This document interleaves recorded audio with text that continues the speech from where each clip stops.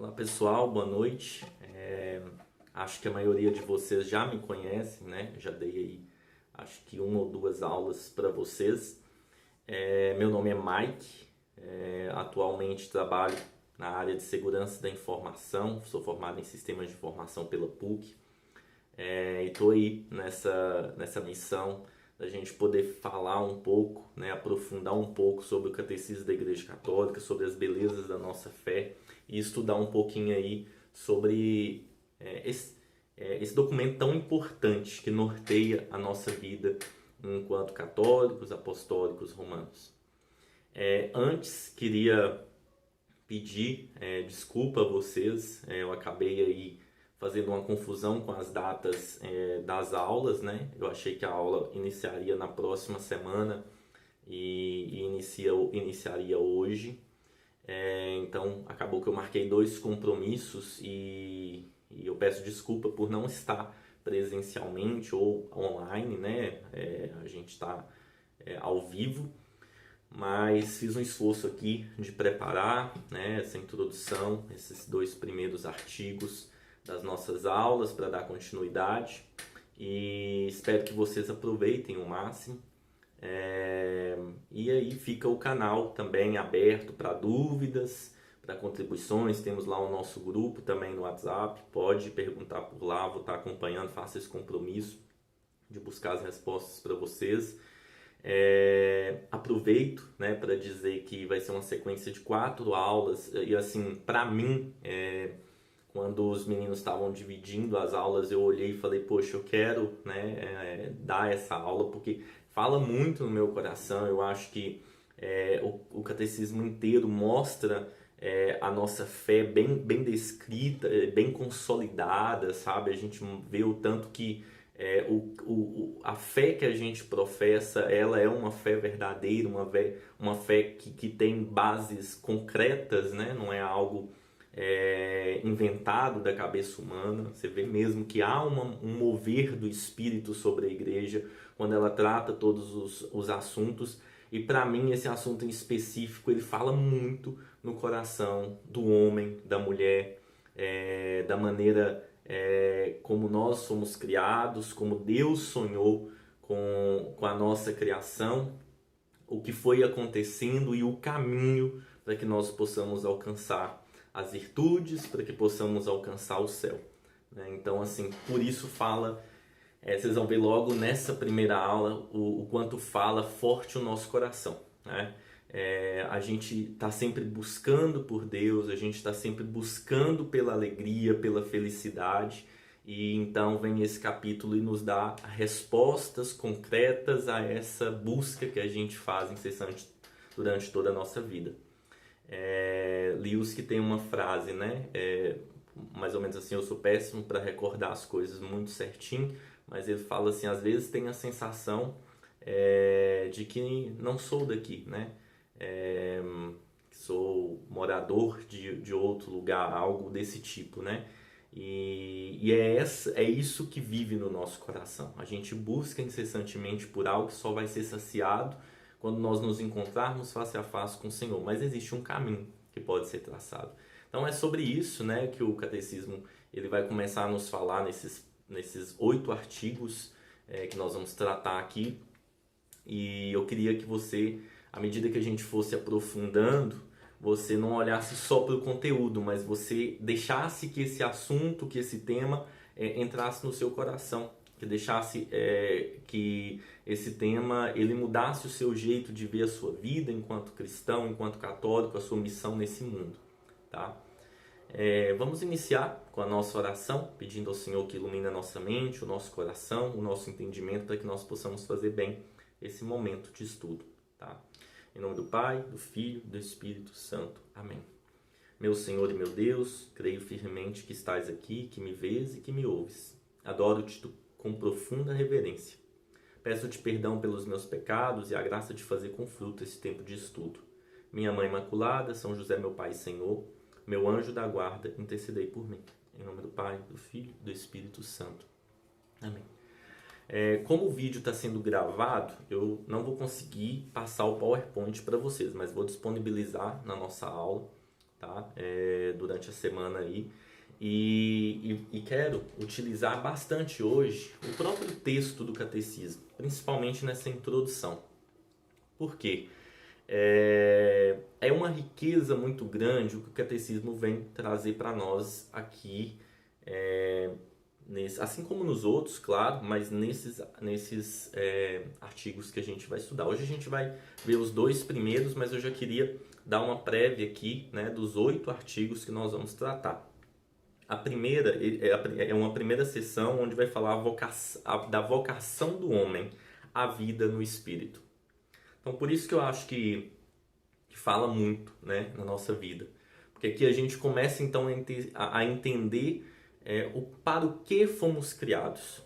O que deu, digamos assim, deu errado, me entenda bem, mas assim, o que a liberdade que Deus deu ao homem fez que acontecesse, né? Podemos dizer assim. E o que Deus ainda, em sua plenitude de amor pelo pelo ser humano, acreditando no homem, ele ainda faz.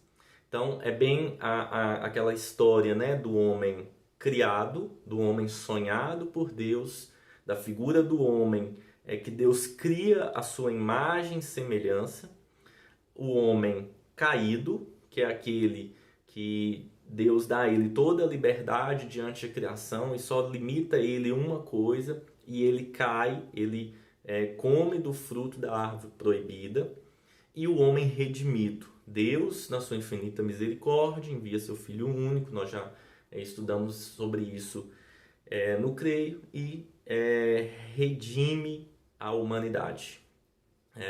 Na sua cartada final, no convite à conversão, no convite a que nos encontremos com esse amor que nos constrange. Então, o catecismo, logo no 1699, a gente já está aqui mais ou menos no meio dele, né? Diz assim: a vida no espírito realiza a vocação do homem. Constitui-se da caridade divina e da solidariedade humana. É concedida a graça como uma salvação. Então, capítulo 1, capítulo 2 e capítulo 3. Aqui a gente vai ver capítulo 1. E aí a gente tem 8 artigos nessa primeira parte. Onde o primeiro capítulo, né, vai falar sobre a dignidade humana, e o artigo 1 dizer sobre o homem, imagem de Deus. O artigo 2 vai dizer sobre a nossa vocação à bem-aventurança. E aí nós vamos estudar esses 2 primeiros hoje. Depois a gente vai para o artigo 3, que vai falar sobre a liberdade do homem. O artigo 4, onde a gente vai tratar sobre a moralidade dos atos humanos. O artigo 5, a moralidade das paixões. O artigo 6, a consciência moral. E o artigo 7, sobre as virtudes. E tendo o último artigo, que é o 8, como sendo, as virtudes é bem grandinho, o pecado, tá? Então, vocês veem aqui que são temas assim que a gente está lidando no dia a dia, o tempo inteiro. E quando o Catecismo da Igreja Católica vem trazer para a gente, então, o aspecto da dignidade da pessoa humana, ele vem nos revelar algo que talvez, né, pela vida, ele pode ficar escondido, imperceptível, que é a verdade de que Deus nos criou à sua imagem e semelhança. O primeiro ponto que vai dizer é isso. O homem que é a imagem de Deus. Aí o catecismo ainda diz assim, eu vou lendo e vou parando aqui para fazer alguns comentários, aprofundar um pouquinho com vocês, e aí vocês podem ir anotando, já que eu não vou ter como está sendo gravado, eu não vou ter como parar, né, para tirar as dúvidas de vocês, mas anotem as dúvidas e me enviem, por favor. novo Adão, na mesma revelação do mistério do Pai e do seu amor, Cristo manifesta plenamente o homem ao próprio homem e lhe descobre a sua altíssima vocação. Em Cristo, imagem do Deus invisível, foi o homem criado à imagem e semelhança do Criador. Em Cristo, Redentor e Salvador, a imagem divina deformada no homem pelo primeiro pecado foi restaurado e sua beleza original enobrecida pela graça de Deus. Aqui eu volto naquilo que eu falei com vocês, né? Então, Deus cria o homem e Deus cria o homem à sua imagem. É o homem que a gente, né, costuma dizer o homem criado. Deus, a gente já conhece, né, a história da criação. Ele cria todas as coisas e ali no último dia da criação ele cria então o homem. E aí ele cria todas as coisas e à medida que a gente lê no Gênesis, né, eu não sei se vocês já se atentaram a isso, ele pega e fala da seguinte maneira. Deus, por exemplo, cria, separa o céu da terra, né? E fala, isso é bom. Ele cria as estrelas, isso é bom. No fim de cada dia ele olha e fala, isso é bom. Porém, no dia que ele cria o homem, e a palavra vai dizer que Deus cria o homem à sua imagem, ele olha para o homem e fala, isso é muito bom. Por quê? A bondade de Deus revelada no homem. Se Deus criou o homem à sua imagem e Deus na sua essência é bom e Deus cria, né, a Adão, vamos dizer assim, à sua imagem, então na essência o homem também é bom. E aí Deus, por isso que na Bíblia reforça tanto, nossa, isso é muito bom. Né? E aí, à medida que vai passando a história no Gênesis, a gente começa então a perceber que Deus dá a liberdade, olha, toma conta de tudo, né? Você tá tudo à sua disposição, né? Você que vai explorar tudo. Só uma coisa que não é permitido, que você coma da árvore que está no centro do jardim. Só isso não te é permitido.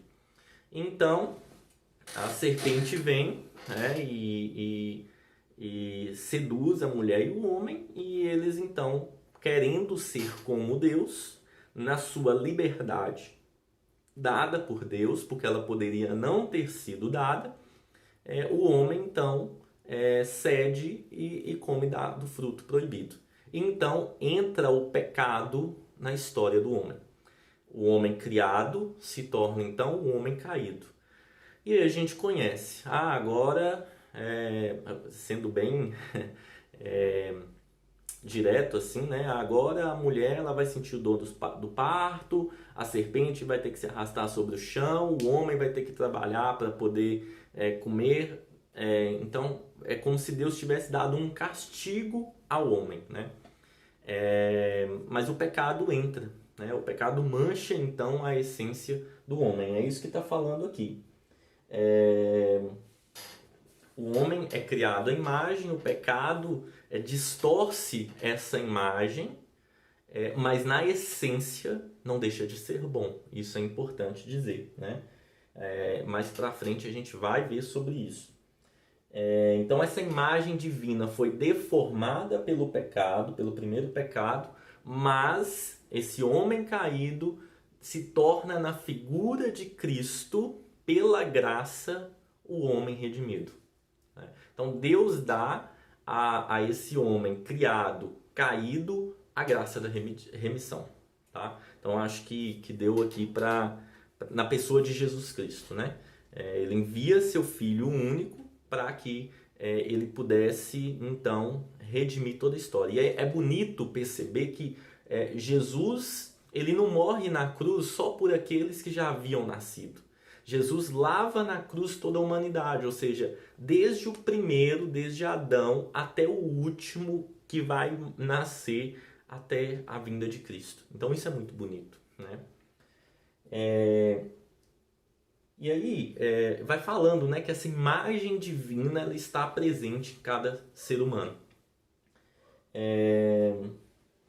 E aí o catecismo continua dizendo assim: resplandece na comunhão das pessoas a semelhança da unidade das pessoas divinas entre si. Dotada de alma espiritual imortal, ou seja, o homem criado tendo a sua alma que é espiritual e imortal, o corpo morre, mas a alma é espiritual e imortal. A pessoa humana é a única criatura na Terra que Deus quis por si mesma. Desde sua concepção é destinada à bem-aventurança eterna. Aqui então começa a falar sobre algo que parece que mexe com o nosso coração. Eu não sei vocês, por que eu gosto muito desse capítulo? Porque parece que revela aos nossos olhos algo que muitas vezes fica escondido, né? Quantas pessoas buscam pela felicidade, buscam pelo sentido de vida, buscam porque foram criadas, e está aqui, nessa pequena frase, já o caminho, né? Talvez a luz que acende assim, que a gente vai aprofundar, que fala assim: desde a sua concepção, a pessoa humana, ela é destinada à bem-aventurança eterna. Então parece que o nosso coração se liga a algo muito maior. Eu me recordo que o Papa Bento XVI, na encíclica Spe Salvi, né? Ele vai fazer uma comparação entre o fim da vida de por exemplo, de um católico, de um cristão com um ateu, né? E ele fala assim: deve ser muito triste, claro que não é com essas palavras, né? Estou aqui colocando um pouco das minhas palavras para trazer a mensagem que ele quer transmitir, mas deve ser muito triste ao fim da vida um ateu olhar e falar assim: cara, acaba aqui, né? Aqui acaba todas as coisas. Uma coisa sem esperança, uma coisa sem sentido. Parece que eu vivi por viver. Agora, para nós, enquanto cristãos, não. Nós temos a certeza de que as coisas não acabam aqui. Porque o meu desejo do céu firma o meu coração, né? E aí continua assim: a pessoa humana participa da luz e da força do Espírito Divino. Pela razão, presta atenção aqui, pela razão é capaz de compreender a ordem das coisas estabelecidas pelo Criador. Então eu olho, eu vejo as estrelas no firmamento, eu vejo e percebo a água do mar, eu vejo, sinto e sei que a chuva está caindo sobre a terra. Então, pela razão, nós estabelecemos essa relação com a criação. Por sua vontade, ela é capaz de ir por si ao encontro do verdadeiro bem. Então, voltando aqui à questão da liberdade. Deus, né, Deus nos deu que nós pudéssemos estabelecer a nossa vontade. E o desejo de Deus é que nós caminhemos ao seu encontro. Encontra sua perfeição na busca e no amor da verdade e no bem. Em virtude da sua alma e dos seus poderes espirituais de inteligência e de vontade, o homem é dotado de liberdade, sinal eminente da imagem de Deus. Olha como é que isso é bonito, né? Deus não tirou a liberdade da cabeça dele de qualquer maneira. Vou dar a liberdade. Não, se ele nos criou enquanto imagem e semelhança, ele nos deu pela sua essência a liberdade. E engraçado, né? Como o homem usa a liberdade querendo ser como Deus, já sendo, né? Olha para você ver, né?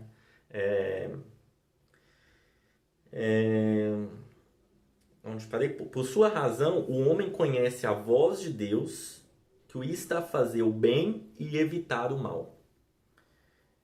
Cada qual é obrigado a seguir essa lei que ressoa na consciência e se cumpre no amor a Deus e ao próximo, Então a gente vai falar um pouco sobre essa questão ainda das escolhas, da moralidade, mais para frente.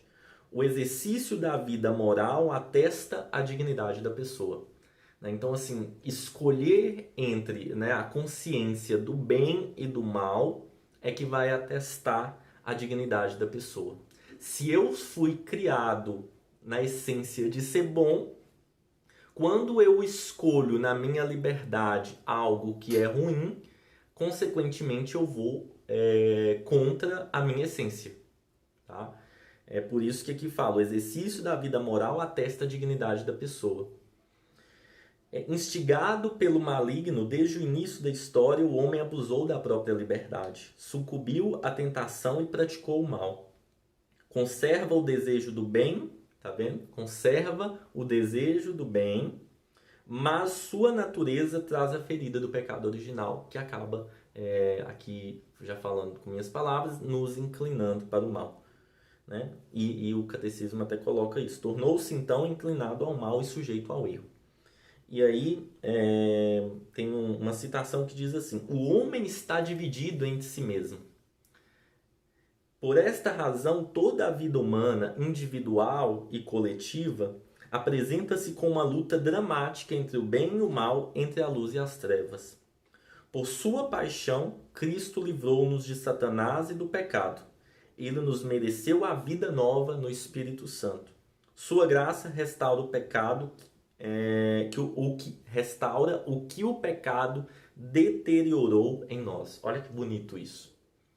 Então Deus envia o seu Filho e restaura através da sua morte, da graça da morte e ressurreição de Jesus, o que o pecado manchou no nosso coração, o que o pecado manchou na nossa vida. Tá vendo como que é bonito, né, você perceber? Porque aqui parece, é quase que, eu tenho a sensação que é quase aquelas pregações de experiência de oração do amor de Deus, sabe? Vai fazendo um caminho com você, mostrando a sua essência, a sua verdade, aquilo que manchou a sua essência e distorceu a sua verdade, e aquele que então vem e salva novamente por ser a verdade, né? Cristo sendo a verdade, o caminho e a vida.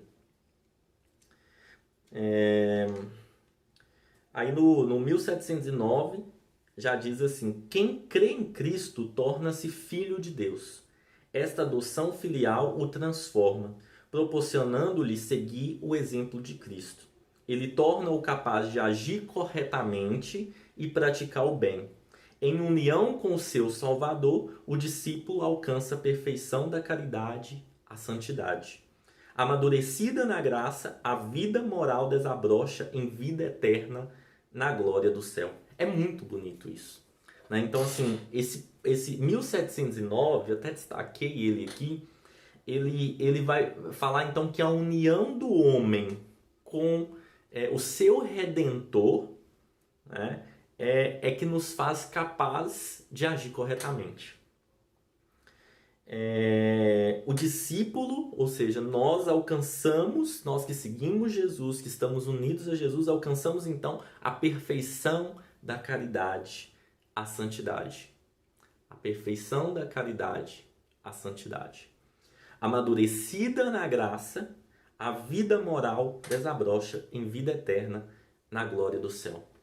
Tá vendo como que Deus usa de tudo para trazer para a gente o caminho da nossa união concreta com Ele? É isso que eu acho sensacional. Então, resumindo tudo que a gente viu aqui, eu vou ler até o resumo mesmo do parágrafo, do artigo. Diz assim: Cristo manifesta plenamente o homem ao próprio homem e lhe concede a sua altíssima vocação. Dotada de alma espiritual, inteligência e vontade, a pessoa humana, desde a sua concepção, é ordenada para Deus e destinada à bem-aventurança eterna. Busca sua perfeição na procura e no amor da verdade e do bem. A verdadeira liberdade é no homem sinal eminente da imagem de Deus. Isso aqui eu gostaria de destacar, tá? Com vocês. A verdadeira liberdade é no homem sinal eminente da imagem de Deus. O homem é obrigado a seguir a lei moral que o chama a fazer o bem e evitar o mal. Esta lei ressoa em sua consciência. O homem ferido em sua natureza pelo pecado original está sujeito ao erro e inclinado ao mal no exercício da sua liberdade. Quem crê em Cristo tem vida nova no Espírito Santo. A vida moral desenvolvida e amadurecida na graça deve completar-se na glória do céu. É muito bonito. Eu não sei a sensação para vocês que estão ouvindo, que estão estudando esse capítulo, mas é uma sensação de realmente parecer que entra fôlego no pulmão da gente. Parece que a gente encontra, é como se acendesse a luz de algo que ainda estava escuro, sabe? Por isso que eu gosto particularmente desse capítulo. E aí no artigo 2, eu queria tocar nele com vocês também, vai dizer o seguinte: nossa vocação à bem-aventurança. Então, traz, como se essa parte, né, onde fala aqui do homem, imagem de Deus, trouxesse de novo a nossa essência à tona, e aí ele resgata, então, o nosso chamado, né, a nossa vocação. As bem-aventuranças. E aí as bem-aventuranças, aqui para ser um pouco mais rápido, eu não vou passar em todos os parágrafos, não, mas as bem-aventuranças, elas estão no centro da pregação de Cristo, da vida pública de Cristo, né? Ela torna, então, quando Jesus sobe no monte e faz aquele discurso das bem-aventuranças, ele faz promessas concretas para o homem. Promessas concretas e traça o caminho de santidade para o homem. Então, assim, Jesus as completa, ordenando-as não mais ao simples bem-estar gozoso na terra, mas ao reino dos céus. Então Jesus, ele coloca: bem-aventurados os pobres de espírito, porque deles é o reino dos céus. Então ele dá a gente o caminho que a gente precisa viver e uma promessa. As bem-aventuranças traçam a imagem de Cristo e descrevem sua caridade. Olha que legal isso aqui que eu destaquei. Exprimem a vocação dos fiéis associado à glória de sua paixão e ressurreição. Iluminam as ações e atitudes características da vida cristã. São promessas paradoxais que sustentam a esperança na tribulação. Anuncia as bênçãos e recompensas já obscuramente adquiridas pelos discípulos. Então é como se a gente olhasse, por exemplo, se eu consigo alcançar a graça de ser pobre de espírito, eu já tenho uma promessa. É meu o reino do céu. Então assim, Deus, através de Jesus ali, trazendo de novo essa essência boa ao coração do ser humano, dizendo que é possível unir-se novamente a Deus na sua glória, e ele traça então os caminhos. A nossa esperança na tribulação. Nos momentos mais difíceis a gente olha e fala: poxa, existem promessas para a minha vida. Existe um chamado para a minha vida. E aí eu queria fazer um parêntese aqui. Dentro nossa, fugiu a palavra, mas não é ideologias que eu queria utilizar, mas enfim, vocês vão entender. Dentro de ideologias que se alastraram dentro da igreja, como a própria teologia da libertação, principalmente essa parte das bem-aventuranças, elas caíram assim, para quem deseja realmente viver a fé, num sentido um pouco mais pesado, né? Porque usa muitas vezes os padres da teologia da libertação, as pessoas que aderiram à teologia da libertação, usaram muitas bem-aventuranças como sendo algo só da terra, né? Então o catecismo da Igreja Católica, ele vai falar que não, muito pelo contrário, é exatamente o caminho que nos liga e que nos leva a Deus. Aí, olha, aqui começa então uma parte assim que parece que vai encaixando um quebra-cabeça dentro da gente. As bem-aventuranças respondem ao desejo natural de felicidade. Este desejo é de origem divina. Então, o desejo de felicidade, Deus olhou para o homem e falou: eu quero que você seja feliz. E o pecado, ele distorceu essa essência. E aí, então, quando vem essa questão da bem-aventurança, é esse desejo natural de felicidade de uma origem divina. Então, parece que eu vou voltando, então, assumindo, é como se eu fosse colocado diante do espelho numa imagem que não era nítida e volta a nitidez de alguns aspectos que fazem sentido na minha história. Deus o colocou no coração do homem a fim de atraí-lo a si, pois só ele pode satisfazê-lo. Vocês entendem que se Deus coloca o desejo de felicidade no nosso coração, nos criando enquanto imagem e semelhança dele, esse desejo só pode ser saciado por quem? Pela origem de onde vem. É como se fosse um imã, né? Você quebra um imã ali, tem as partes, elas começam a puxar. Se tem algo contra, elas têm aquela repulsa, né? Quem aí é dessa área aí da física saberia explicar melhor. Mas é como se, pelo pecado, essas duas partes do ímã elas tivessem sido separadas. E a gente fica tentando a vida inteira buscar essa felicidade, tendo sempre essa repulsa. Quando então a gente encontra, é como se ligasse com Deus. É como se a gente encontrasse a parte que estava perdida, né? E aí tem uma parte aqui que é de Santo Agostinho, que fala assim: todos certamente queremos viver felizes, e não existe no gênero humano pessoa que não concorde com essa proposição, mesmo antes de ser formada por inteiro. Então, como vos hei de procurar, Senhor, visto que procurando a vós, meu Deus, eu procuro a vida bem-aventurada? Fazei que vos procure para que minha alma viva, pois meu corpo vive de minha alma e minha alma vive de vós. Só Deus satisfaz. As bem-aventuranças desvendam o objetivo da existência humana, o fim último dos atos humanos. Então aqui se a gente olhasse, né, para as pessoas que às vezes vivem sem meta, essa felicidade, esse desejo de Deus, ele é nosso objetivo, né? Essas bem-aventuranças, elas vêm então desvendar o objetivo da nossa existência.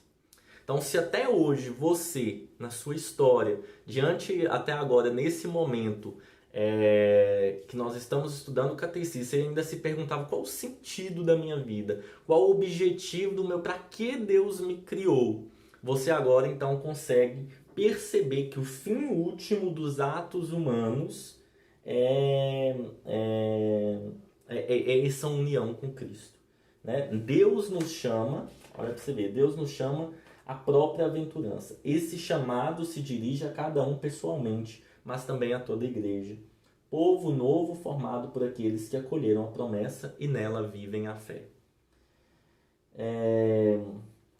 E aí o catecismo continua dizendo, no Novo Testamento usa várias expressões para caracterizar a bem-aventurança a qual Deus chama o homem. A vida do reino de Deus, a visão de Deus.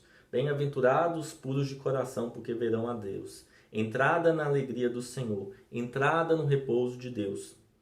E aí tem uma outra citação aqui, que também é de Santo Agostinho, que diz assim: aí descansaremos e veremos.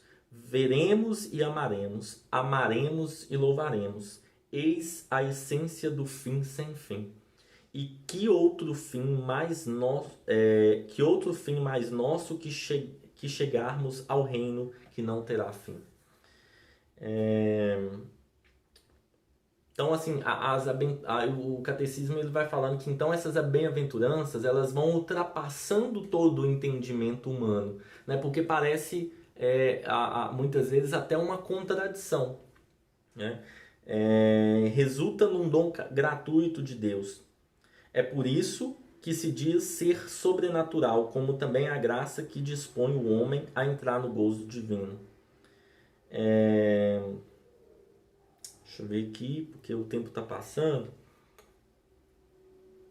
As bem-aventuranças ensinam que a verdadeira felicidade não está nas riquezas, ou no bem-estar, nem na glória humana ou no poder, nem em qualquer obra humana. Então aqui já começa a descaracterizar aquele parêntese que eu fiz, por exemplo, sobre como a teologia da libertação pegou o discurso das bem-aventuranças trazendo algo para muito terreno, sabe?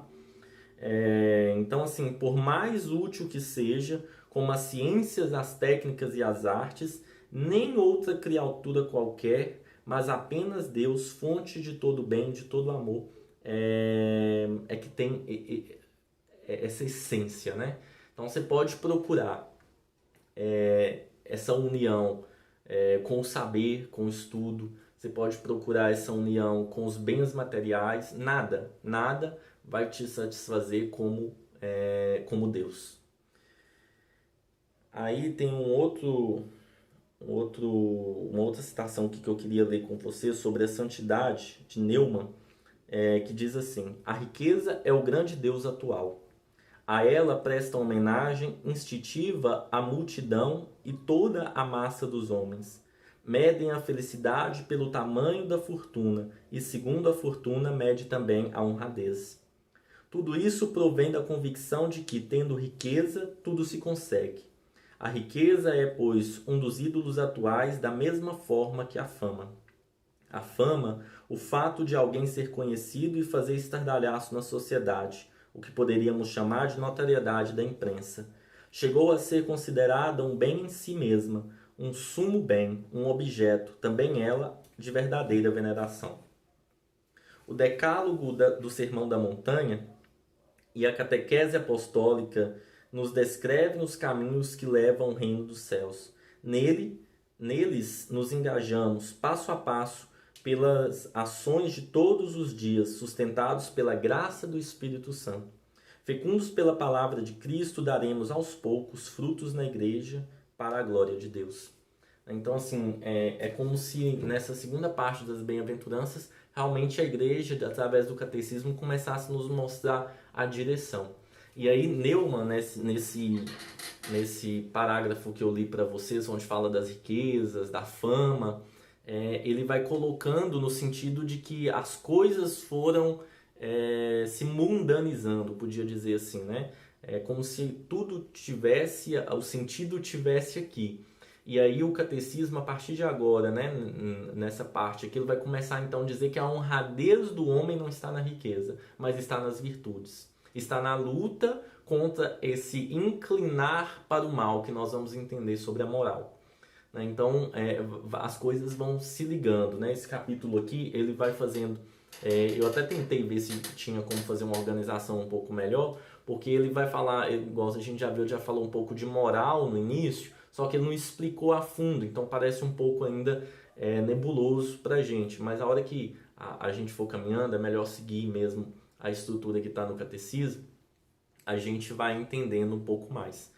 E aí, eu não vou ler aqui o resumo, né? Porque é muito o que a gente já leu, já está chegando aqui aos 40 minutos, que eu tinha feito compromisso aí com o pessoal de não ultrapassar para que ficasse fácil de vocês assistirem. Queria, né, que você pensasse mesmo em cima de tudo isso que a gente refletiu no seu coração, na sua vida, e deixasse Deus realmente, através daquilo que é a verdade revelada no Catecismo da Igreja Católica, desvendar as verdades do seu coração, a sua essência, que é boa, a revelar as suas inclinações para o mal, que a gente vai entender como lutar contra elas e o que Deus nos chama a viver através delas, porque é próprio da vida do cristão as lutas, e então a nossa união com Jesus como sendo o nosso Salvador pela graça de Cristo, nos dando o caminho da santidade. Então é isso, gente. Assim, espero que tenha ficado claro essa parte, né, para vocês, e que nós possamos agradecer ao Senhor. Vocês podem deixar suas dúvidas, volto a dizer, agradeço a atenção de todos, que nós possamos dar graças ao Senhor no final dessa formação. Dou-te graças, meu Deus, pelos bons propósitos, afetos e inspirações que me comunicastes neste estudo. Peço-te ajuda para os pôr em prática. Minha Mãe Imaculada, São José, meu Pai e Senhor, meu anjo da guarda, intercedei por mim. Em nome do Pai, do Filho e do Espírito Santo. Amém.